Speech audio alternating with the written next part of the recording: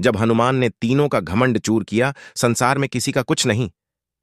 ख्वाह मख्वाह अपना समझना मूर्खता है, क्योंकि अपना होता हुआ भी कुछ भी अपना नहीं होता। इसलिए हैरानी होती है। घमंड क्यों? किस लिए? किसका? कुछ रुपए दान करने वाला यदि यह कहे कि उसने ऐसा किया है, तो उससे बड़ा मूर्ख और कोई नहीं।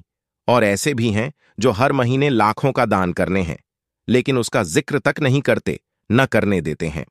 वास्तव में जरूरतमंद और पीड़ित की सहायता ही दान है, पुण्य है। ऐसे व्यक्ति पर सरस्वती की सदा कृपा होती है। पर क्या किया जाए, देवताओं तक को अभिमान हो जाता है, और उनके अभिमान को दूर करने के लिए परमात्मा को ही कोई उपाय करना पड़ता है। गरुड़, सुदर्शन चक्र तथा सत्यभामा को भी अभिमान हो गया था, और भगवान श्री कृष्ण ने उनके अभिमान को दूर करने के लिए श्री हनुमान जी की सहायता ली थी।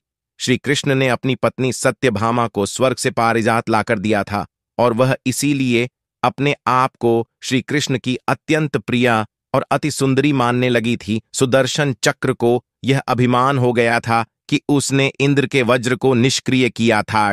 वह लोकालोक के अंधकार को दूर कर सकता है। भगवान श्री कृष्ण अतंत उसकी ही सहायता लेते हैं। गरुड़ भगवान कृष्ण का वाहन था। वह समझता था, भगवान मेरे बिना कहीं जा ही नहीं सकते, इसलिए कि मेरी गति का कोई मुकाबला नहीं कर सकता। भगवान अपने भक्तों का सदा कल्याण करते हैं। वो इसलिए उन्होंने हनुमान जी का स्मरण किया। तत्काल हनुमान जी द्वारिका आ गए। जान गए कि श्री कृष्ण ने क्यों बुलाया है। श्री कृष्ण और श्री राम दोनों एक ही हैं, वह यह भी जानते थे। इसीलिए सीधे राज दरबार नहीं गए, कुछ कौतुक करने के लिए उद्यान में चले गए। वृक्षों पर लगे फल तोड़ने लगे, कुछ खाए, कुछ फेंक दिए। वृक्षों को उखाड़ फेंका, कुछ तो तोड़ डाला। बाग वीरान बना दिया। फल तोड़ना और फेंक देना हनुमान जी का मकसद नहीं था।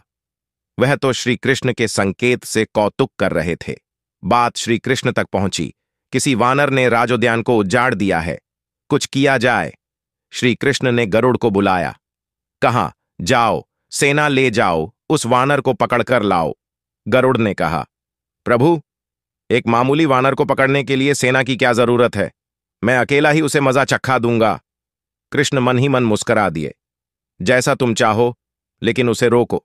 जाकर वैंते गए, हनुमान जी को ललकारा, बाग क्यों उजाड़ रहे हो? फल क्यों तोड़ रहे हो? चलो, तुम्हें श्री कृष्ण बुला रहे हैं।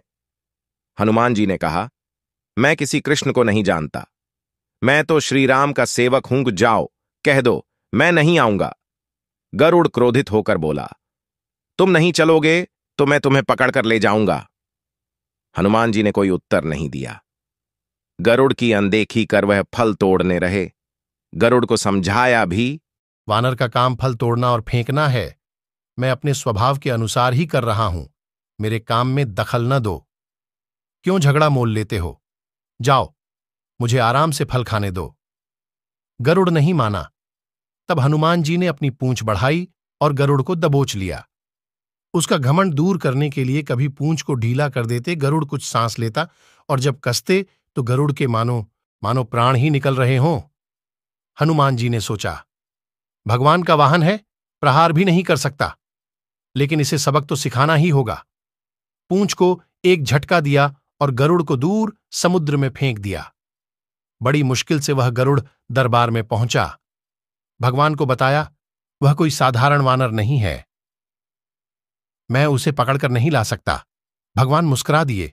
सोचा, गरुड़ का घमंड तो दूर हो गया, लेकिन अभी इसके वेग के घमंड को चूर करना है। श्री कृष्ण ने कहा, गरुड़, हनुमान श्रीराम जी का भक्त है, इसीलिए नहीं आया। यदि तुम कहते कि श्रीराम ने बुलाया है तो फौरन भागे चले आते। हनुमान अब मलय पर्वत पर चले गए हैं। तुम तेजी से जाओ और उससे कहना, श्रीराम ने उन्हें बुलाया है। तुम तेज उड़ सकते हो, तुम्हारी गति बहुत है, उसे साथ ही ले आना। गरुड़ वेग से उड़े, मलय पर्वत पर पहुंचे। हनुमान जी से क्षमा मांगी। कहाँ भी, श्रीराम ने आपको याद किया है, अभी आओ मेरे साथ, मैं तुम्हें अपनी पीठ पर बिठाकर मिनटों में द्वारिका ले जाऊंगा। तुम खुद चलोगे तो देर हो जाएगी, मेरी गति बहुत तेज है, तुम मुकाबला नहीं कर सकते। हनुमान जी मुस्कुराए, भगवान की लीला समझ गए। कहा, तुम जाओ, मैं तुम्हारे पीछे ही आ रहा हूं। द्वारिका में श्री कृष्ण राम रूप धारण कर सत्यभामा को सीता बना सिंहासन पर बैठ गए। सुदर्शन चक्र को आदेश दिया, द्वार पर रहना, कोई बिना आज्ञा अंदर न आने पाए। श्री कृष्ण समझते थे कि श्रीराम का संदेश सुनकर तो हनुमान जी एक पल भी रुक नहीं सकते, अभी आते ही होंगे। गरुड़ को तो हनुमान जी ने विदा कर दिया और स्वयं उससे भी तीव्र गति से उड़कर गरुड़ से पहले ही द्वारका पहुंच गए। दरबार के द्वार पर सुदर्शन ने उन्हें रोककर कहा, बिना आज्ञा अंदर जाने की मनाही है। जब श्रीराम बुला रहे हों तो हनुमान जी विलंब सहन नहीं कर सकते। सुदर्शन को पकड़ा और मुंह में दबा लिया। अंदर गए। सिंहासन पर श्रीराम और सीता जी बैठे थे।